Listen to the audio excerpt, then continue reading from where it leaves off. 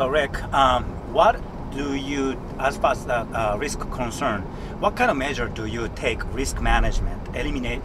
Completely eliminating a risk is impossible, but how do you manage such considerably labor-intensive fix and flip business model? What is your take on mitigating risk? There's various elements. Obviously, there are the ones that have to do with labor and materials, which help us to minimize costs in order to help us to protect ourselves with any higher renovation budgets. But the real key to the success is basically in diversifying our clients in various projects. Instead of just necessarily putting them into one project, we feel more comfortable if they're in various projects. And the reason why we do that is because now the burden is not on one project to perform every time. The burden is based on the portfolio. And while you may have a project that may not perform to the highest of standards because of various reasons, like you mentioned in real estate, there are various risks associated with the business. So by diversifying into multiple projects, now you're offsetting any possible risk or any possible loss or any possible lesser return into various projects. And so then you will always have projects based on our model that perform very well.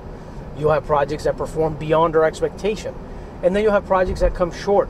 And what that allows us to do is to take a look back. Instead of at one project, we take a look back on various projects, and the overall return dictates the performance. And that's one of the little recipes that we've used to protect our clients. Now, in regards to what else we do to protect our clients, we really value the trust that our clients have. There's a lot of our investors are living off the interest that they yield with us, and that's their retirement money. And then we have some, of course, that just are kind of stacking up their equity so that over time, obviously they have enough capital to retire. So another element that I think we bring to the table that has helped us is the fact that we put our own cash in these deals.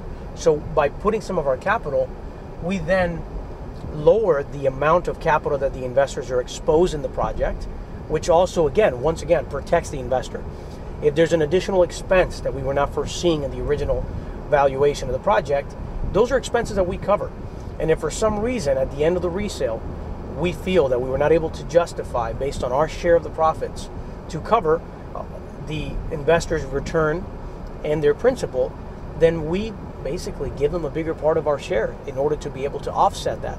So these are all little things that the investor never sees, but the investor feels those returns. And because of that, they know that luckily for us, we don't depend on one deal to make a living. We make our living based on volume. So if we have to sacrifice one or two or three deals, it's okay. It's not going to hurt our office. But the crucial part for us is being able to offer that type of protection, that type of peace of mind for our investors when they trust us with their life earnings.